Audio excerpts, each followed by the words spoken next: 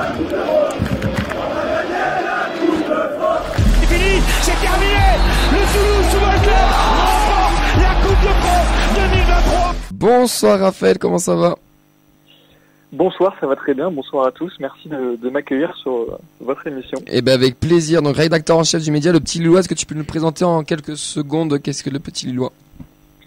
Assez simple, c'est un média qui est centralisé un peu comme les violets.com avec vous, uniquement sur l'actualité du LOSC. Ok, bon bah nickel.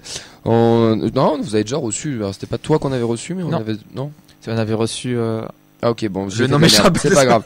C'est pas grave. Non mais cette phrase n'a jamais existé. La passe D, pas belle ce que tu me fais, Camille, c'est pas beau. En montage. Lille, 4 points vous êtes 4ème, pardon, à 2 points du second. Objectif Ligue des Champions, je présume, pour le LOSC.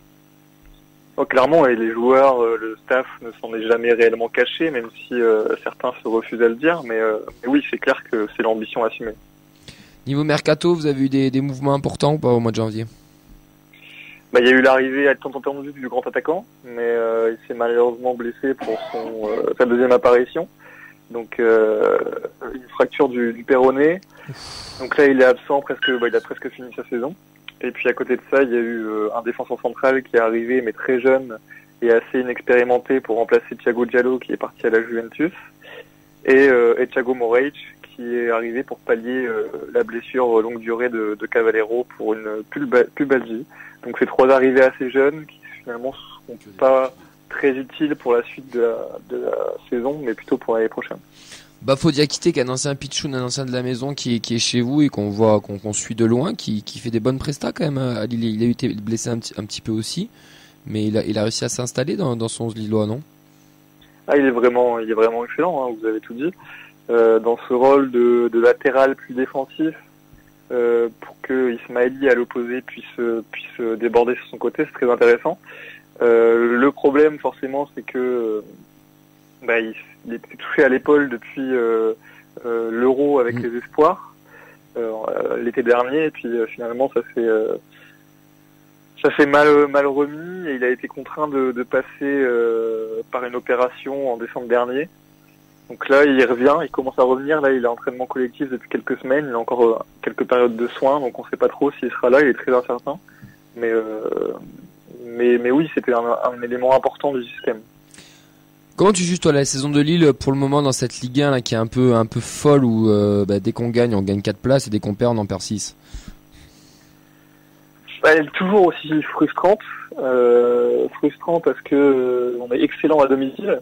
Ouais. On est le deuxième à égalité de points avec Paris à domicile. Meilleure défense d'Europe aussi, non? À domicile, ouais, avec 4 buts encaissés. Et puis en fait, on a un visage complètement opposé à l'extérieur. On est 9e de Ligue 1. On n'a que 12 points et en fait, on a vraiment du mal à marquer déjà à l'extérieur et puis donc à gagner. Donc, c'est ce qui rend les matchs très frustrants puisqu'on a toujours l'impression d'être pas loin de le faire, mais on le fait pas, comme à Montpellier par exemple où on est à 10 contre 11, mais en fait on peut leur marquer un but, ça paraît simple, mais il manque cette petite efficacité pour le faire, et en fait c'est arrivé plein de fois. Bon t'inquiète, le FC Relance sera là dimanche. Est-ce que vous avez des absents pour dimanche, des absents vraiment à noter quoi? Donc on a Illich, Cavaleiro et Umtiti, sont les 3 absences longue durée. Il y a Diakité qui est forcément incertain. Et l'autre incertitude, c'est sur Cabella, qui n'était pas en entraînement en début de semaine et jusqu'à hier. Donc on verra bien où est-ce qu'il en est, mais c'est une incertitude. En plus de André et Fonseca, suspendus. Oh, c'est bien. Et bon, Jonathan David, par contre, qui recommence un petit peu à planter, ça va être votre atout numéro 1, non? Tout à fait. Ce que j'avais marqué dans les points forts actuels, c'est qu'on a un trio offensif qui se fait remarquer, en plus de l'individualité Zegrova qui est parfois intermittente. Mais on a vraiment un trio avec Angel Gomez, Jonathan David et Adamounas. Adamounas qui revient très très bien depuis la CAN, et je vous conseille de vous en méfier parce que même nous, il nous étonne.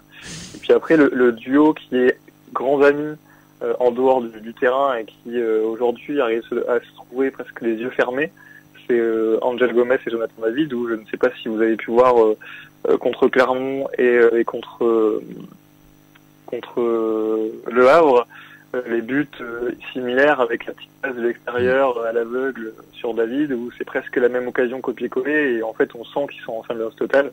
Donc c'est vrai que offensivement on a une belle palette, mais encore une fois elle se monte surtout à domicile. On va passer au prono, on va commencer par l'équipe, on finira par toi Raphaël. Elliot, ton prono pour dimanche?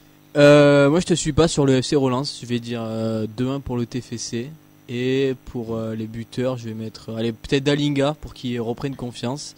Et un Soiseau sur un but du désespoir. Ah bah, FC Relance, mais non, ouais, putain.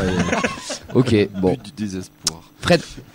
Ouais, j'ai envie de dire pareil, 2-1. Pour nous? Ouais. Ok. Buteur? Je sais pas. Ok, Allez, Magri. Bah, chouchou, quoi. Ouais, Chouchou, Magri. Et ouais, bon, puis Nicolas Hyssen, allez. Mais je vais dire 2-0 pour Toulouse. But de Dono, mais but de Caceres. Ah ouais, c'est vrai, Dono. Un partout. Un Ouais. partout. Je pense qu'on aura quand même laissé beaucoup d'énergie jeudi soir. Et malgré ce que nous a dit Raphaël, donc avec le manque d'inefficacité en face à l'extérieur, on est un peu pareil aussi. Donc je pense que ça va être un petit ping-pong qui va nous amener vers un match nul. En prono, je m'en fous complet, rendez-moi la Coupe d'Europe. Raphaël, ton prono pour finir?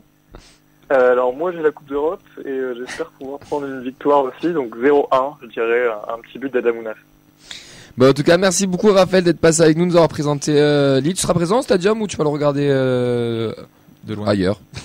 Je vais le regarder ailleurs, malheureusement c'est un peu compliqué de venir jusqu'à Toulouse, c'est pas forcément le plus évident. Ouais. Mais une prochaine fois j'espère pouvoir être là. Bah écoute, en tout cas si tu viens, tu seras le bienvenu. On te souhaite une très belle fin de saison, un bon match pour dimanche et puis à bientôt. À bientôt.